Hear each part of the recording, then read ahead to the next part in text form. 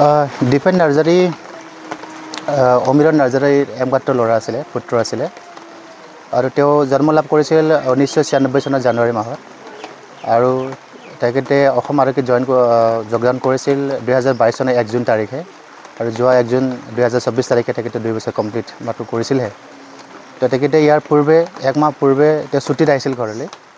তো ছুটীৰ পিছত তেওঁ 12 তাৰিখে ইয়াৰ পৰা গুচি যায়।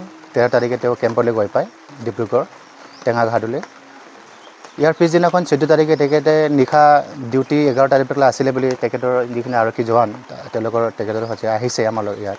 তেওঁলোকে আমাক জনাইছে যে তেওঁ ৰাতি নিশা 11টাৰ পৰা 2টালৈকে তেখেতৰ ডিউটি আছিলে। তো বাকীবোৰ গোটেই CM প্ৰগ্ৰামৰ কাৰণে গুচি যোৱাৰ কাৰণে তেখেতে অলপ কেম্পৰ কাৰণে অকল ডিউটি আছে বুলি তেওঁলোকে আমাক জনাইছে আৰু এইখিনি সময়তে তেখেতৰ মৃত্যু ঘটে বুলি তেওঁলোকে আমাক জনাইছে। আৰু তেখেতৰ ৰিলিভাৰ ইয়াত 2টা বজাত তেওঁ ৰিলিভ কৰিছিলে। তেখেতে আহি দেখিলে যে মানুহজন তেনেকৈ চেঁচা হৈ আছে। লগালগ তেওঁলোকে ডক্টৰ মাতিছে আৰু ডক্টৰে এনাউন্স কৰিছে যে তেখেতে মৃত্যু বুলি তেওঁলোকে ঘোষণা কৰিছে। তো এইখিনি কথা তেওঁলোকে আমাক জনাইছে আৰু কৈছে পষ্টমৰ্টেম ৰিপৰ্টটো তেওঁলোকৰ হাতত যিহেতু নাই, তো ডক্টৰৰ পৰা তেওঁলোকে পৰামৰ্শ যিটো লৈছিলে জনাইছে যে তেখেতৰ মৃত্যু স্বাভাৱিকতে হাৰ্ট এটেক কাৰণে হৈছে বুলি কৈছে। তেওঁলোকে আমাক জনাইছে। তো পষ্টমৰ্টেম ৰিপৰ্ট আমাৰ হাতলৈ এতিয়ালৈকে আহি পোৱা নাই। তো ৰহস্যজনক বুলি ক'ব পাৰোঁ, কাৰণ আমি অসম আৰক্ষী তাত কোনো এজন জৱান নাছিলে। তো আমি ঘৰৰ মানুহ তালৈ গৈ পোৱা নাই। তো গতিকে আমি এতিয়া এইখিনি ক'ব লাগিব যে সঁচাকৈ ৰহস্যজনক এটা মৃত্যু হয় আৰু প্ৰাথমিক তেনেকুৱা তদন্ত যদি কৰিব পৰা গ'লেহেঁতেন তেন্তে আমি খুবেই সুখী এটা হ'লোহেঁতেন। তো যিয়ে নহওক তেওঁলোকে আমাক কথা দিছে যে তেখেতৰ যিমানখিনি বাকী কামবিলাক আছে, পেপাৰ ৰিলেটেড কামবিলাক তেওঁলোকে সোনকালে কৰি দিম বুলি আমাক কথা দিছে। তো এইখিনিয়ে আৰু বৰ্তমানৰ পৰিয়ালৰ অৱস্থা কেনেকুৱা? পৰিয়ালৰ অৱস্থা আপোনালোকে দেখিবলৈ পাইছে, গোটেই নিৰ্মমৰ এটা পৰিৱেশ। এটাই মাত্ৰ পুত্ৰ আছিলে, ক'ব গ'লে ব্ৰেড আৰ্ণাৰ বুলি ক'ব পাৰোঁ ল'ৰাটো। তো দেউতাক দুখীয়া খুবেই, খা খেতি তেওঁলোকে কৰে। তেখেতে চাকৰি জইন কৰা জাষ্ট 2 বছৰ হৈছিলেহে, জাষ্ট ফেমিলি এটা ভাল এটা পৰিৱেশ ষ্টাৰ্ট হৈছিলে। কিন্তু এইখিনি সময়তে তেখেতৰ মৃত্যু ঘটিল। এতিয়া আমি এইখিনি বিচাৰিছোঁ যে চৰকাৰৰ ফালৰ পৰা কিছুমান সাহাৰ্য যদি আগবঢ়াব পাৰে তেনেকৈ, আৰু যিমানখিনি তেখেতৰ প্ৰাপ্যবিলাক আছে যাতে এইবিলাক সোনকালে ফেমিলিক গতাই দিব পৰা যায়। তো এইখিনি আমি আশাৰে ৰাখিছোঁ।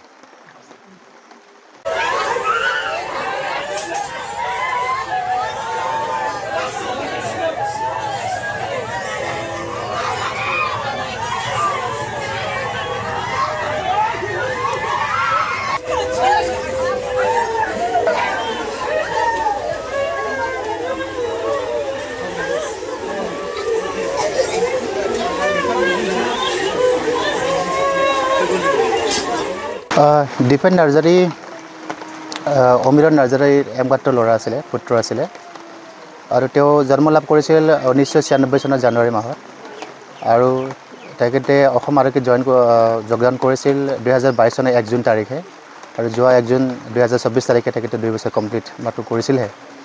তো তেখেতে ইয়াৰ পূৰ্বে এক মাহ পূৰ্বে তেওঁ ছুটীত আহিছিল ঘৰলৈ। তো ছুটীৰ পিছত তেওঁ 12 তাৰিখে ইয়াৰ পৰা গুচি যায়। 13 তাৰিখে তেওঁ কেম্পলৈ গৈ পায় ডিব্ৰুগড় টেঙাঘাটলৈ। ইয়াৰ পিছদিনাখন 14 তাৰিখে তেখেতে নিশা ডিউটি 11 তাৰিখলৈ আছিলে বুলি তেখেতৰ যিখিনি আৰক্ষী জোৱান তেখেতৰ সৈতে আহিছে আমাৰ ইয়াত। তেওঁলোকে আমাক জনাইছে যে তেওঁ ৰাতি নিশা 11টাৰ পৰা 2টালৈকে তেখেতৰ ডিউটি আছিলে। তো বাকীবোৰ গোটেই CM প্ৰগ্ৰামৰ কাৰণে গুচি যোৱাৰ কাৰণে তেখেতে অলপ কেম্পৰ কাৰণে অকল ডিউটি আছে বুলি তেওঁলোকে আমাক জনাইছে আৰু এইখিনি সময়তে তেখেতৰ মৃত্যু ঘটে বুলি তেওঁলোকে আমাক জনাইছে। আৰু তেখেতৰ ৰিলিভাৰ ইয়াত 2টা বজাত তেওঁ ৰিলিভ কৰিছিলে। তেখেতে আহি দেখিলে যে মানুহজন তেনেকৈ চেঁচা হৈ আছে। লগালগ তেওঁলোকে ডক্টৰ মাতিছে আৰু ডক্টৰে এনাউন্স কৰিছে যে তেখেতে মৃত্যু বুলি তেওঁলোকে ঘোষণা কৰিছে। তো এইখিনি কথা তেওঁলোকে আমাক জনাইছে আৰু কৈছে পষ্টমৰ্টেম ৰিপৰ্টটো তেওঁলোকৰ হাতত যিহেতু নাই, তো ডক্টৰৰ পৰা তেওঁলোকে পৰামৰ্শ যিটো লৈছিলে জনাইছে যে তেখেতৰ মৃত্যু স্বাভাৱিকতে হাৰ্ট এটেক কাৰণে হৈছে বুলি কৈছে। তেওঁলোকে আমাক জনাইছে। তো পষ্টমৰ্টেম ৰিপৰ্ট আমাৰ হাতলৈ এতিয়ালৈকে আহি পোৱা নাই। তো ৰহস্যজনক বুলি ক'ব পাৰোঁ, কাৰণ আমি অসম আৰক্ষী তাত কোনো এজন জৱান নাছিলে। তো আমি ঘৰৰ মানুহ তালৈ গৈ পোৱা নাই। তো গতিকে আমি এতিয়া এইখিনি ক'ব লাগিব যে সঁচাকৈ ৰহস্যজনক এটা মৃত্যু হয় আৰু প্ৰাথমিক তেনেকুৱা তদন্ত যদি কৰিব পৰা গ'লেহেঁতেন তেন্তে আমি খুবেই সুখী এটা হ'লোহেঁতেন। তো যিয়ে নহওক তেওঁলোকে আমাক কথা দিছে যে তেখেতৰ যিমানখিনি বাকী কামবিলাক আছে, পেপাৰ ৰিলেটেড কামবিলাক তেওঁলোকে সোনকালে কৰি দিম বুলি আমাক কথা দিছে। তো এইখিনিয়ে আৰু বৰ্তমানৰ পৰিয়ালৰ অৱস্থা কেনেকুৱা? পৰিয়ালৰ অৱস্থা আপোনালোকে দেখিবলৈ পাইছে মানে গোটেই নিৰ্মমৰ এটা পৰিৱেশ। এটাই মাত্ৰ পুত্ৰ আছিলে, ক'ব গ'লে ব্ৰেড আৰ্নাৰ বুলি ক'ব পাৰোঁ ল'ৰাটো। তো দেউতাক দুখীয়া খুবেই, চাহ খেতি তেওঁলোকে কৰে। তেখেতে চাকৰি জইন কৰা জাষ্ট 2 বছৰ হৈছিলেহে, জাষ্ট ফেমিলি এটা ভাল এটা পৰিৱেশ ষ্টাৰ্ট হৈছিলে, কিন্তু এইখিনি সময়তে তেখেতৰ মৃত্যু ঘটিল।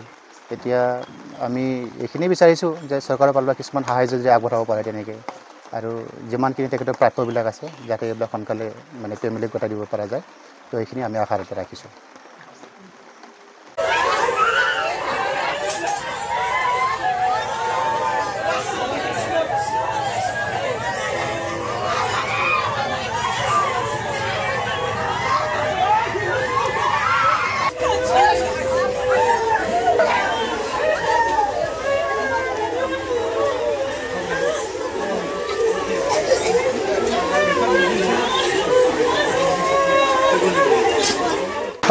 দীপেন নাৰ্জাৰী অমিৰণ নাৰ্জাৰীৰ একমাত্ৰ ল'ৰা আছিলে, পুত্ৰ আছিলে, আৰু তেওঁ জন্ম লাভ কৰিছিল 1996 চনৰ জানুৱাৰী মাহত।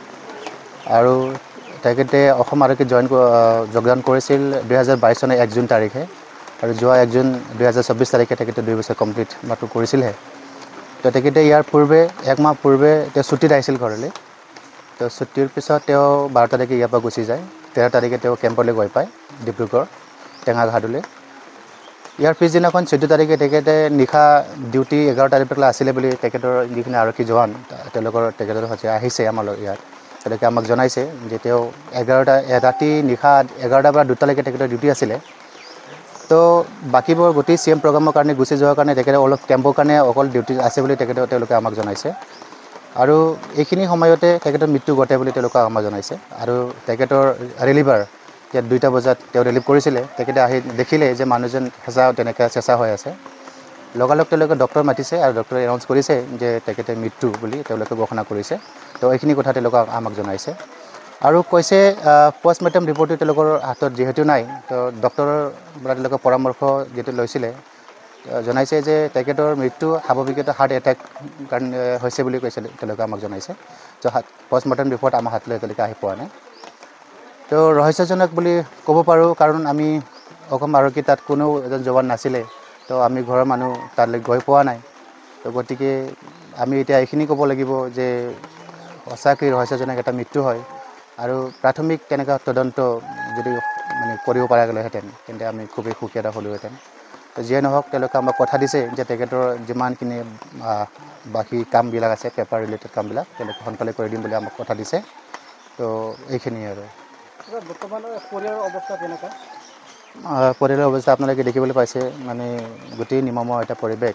এটাই মাত্ৰ পুত্ৰ আছিলে, ক'ব গ'লে ব্ৰেড আৰ্নাৰ বুলি ক'ব পাৰোঁ ল'ৰাটো। তো দেউতাক দুখীয়া খুবেই, চাহ খেতি তেওঁলোকে কৰে। তেখেতে চাকৰি জইন কৰা জাষ্ট 2 বছৰ হৈছিলেহে, জাষ্ট ফেমিলি এটা ভাল এটা পৰিৱেশ ষ্টাৰ্ট হৈছিলে, কিন্তু এইখিনি সময়তে তেখেতৰ মৃত্যু ঘটিল। এতিয়া আমি এইখিনি বিচাৰিছোঁ যে চৰকাৰৰ ফালৰ পৰা কিছুমান সাহাৰ্য যদি আগবঢ়াব পাৰে তেনেকৈ, আৰু যিমানখিনি তেখেতৰ প্ৰাপ্যবিলাক আছে যাতে এইবিলাক সোনকালে মানে ফেমিলিক গতাই দিব পৰা যায়। তো এইখিনি আমি আশাতে ৰাখিছোঁ।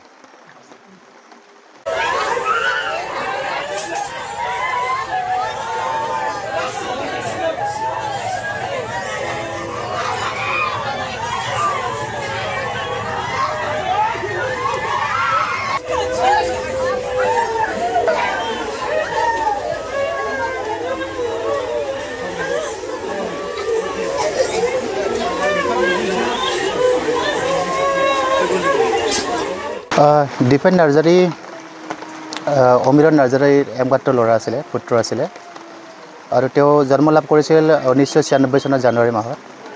আৰু তেখেতে অসম আৰক্ষীত যোগদান কৰিছিল 2022 চনৰ 1 জুন তাৰিখে, আৰু যোৱা 1 জুন 2024 তাৰিখে তেখেতে 2 বছৰ কমপ্লিট মাত্ৰ কৰিছিলহে।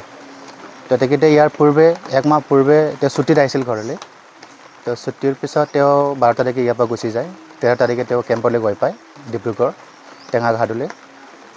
ইয়াৰ পিছদিনাখন 14 তাৰিখে তেখেতে নিশা ডিউটি 11 তাৰিখলৈ আছিলে বুলি তেখেতৰ যিখিনি আৰক্ষী জোৱান তেখেতৰ সৈতে আহিছে আমাৰ ইয়াত, তেওঁলোকে আমাক জনাইছে যে তেওঁ ৰাতি নিশা 11টাৰ পৰা 2টালৈকে তেখেতৰ ডিউটি আছিলে।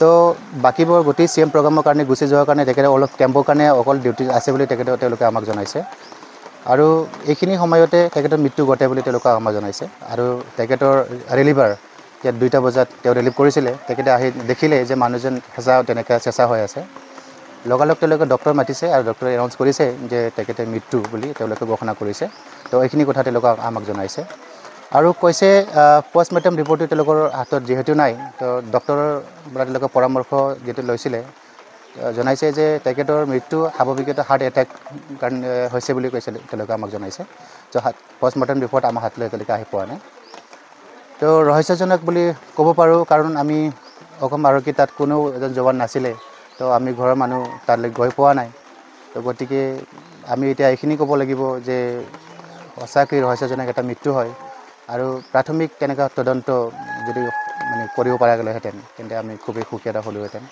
তো যিয়ে নহওক তেওঁলোকে আমাক কথা দিছে যে তেখেতৰ যিমানখিনি বাকী কামবিলাক আছে পেপাৰ ৰিলেটেড কামবিলাক তেওঁলোকে সোনকালে কৰি দিম বুলি আমাক কথা দিছে তো এইখিনিয়ে আৰু বৰ্তমান পৰিয়ালৰ অৱস্থা কেনেকুৱা পৰিয়ালৰ অৱস্থা আপোনালোকে দেখিবলৈ পাইছে মানে গোটেই নিৰ্মমৰ এটা পৰিৱেশ এটাই মাত্ৰ পুত্ৰ আছিলে ক'ব গ'লে ব্ৰেড আৰ্নাৰ বুলি ক'ব পাৰোঁ ল'ৰাটো তো দেউতাক দুখীয়া খুবেই খা খেতি তেওঁলোকে কৰে তেখেতে চাকৰি জইন কৰা জাষ্ট 2 বছৰ হৈছিলেহে জাষ্ট ফেমিলি এটা ভাল এটা পৰিৱেশ ষ্টাৰ্ট হৈছিলে কিন্তু এইখিনি সময়তে তেখেতৰ মৃত্যু ঘটিল এতিয়া আমি এইখিনি বিচাৰিছোঁ যে চৰকাৰৰ ফালৰ পৰা কিছুমান সাহায্য যে আগবঢ়াব পাৰে তেনেকৈ আৰু যিমানখিনি তেখেতৰ প্ৰাপ্যবিলাক আছে যাতে এইবিলাক সোনকালে মানে ফেমিলিক গতাই দিব পৰা যায় তো এইখিনি আমি আশাতে ৰাখিছোঁ